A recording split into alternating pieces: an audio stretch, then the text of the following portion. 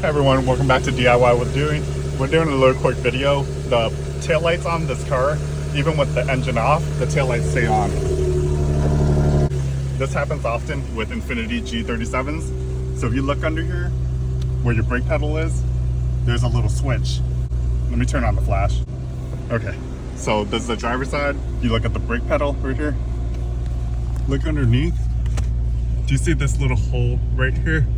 There's a switch right there. So normally you have a little black stopper that's in it, and it deteriorates over time. You can see all the little pieces. So we push the brake and we take this little stopper,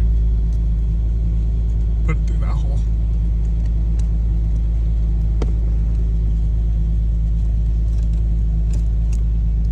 There you go. So new stopper in place. And this one fits perfect. Did it work? Yeah, no more brake light. It fit perfect. Oh, did it? Yeah, so that's how you fix the taillight issue from illuminating with your engine off. If you leave that issue, it'll just keep killing your battery. It's a parasitic battery drain. But we're good to go again. Thanks for watching. Let me know if you have any questions.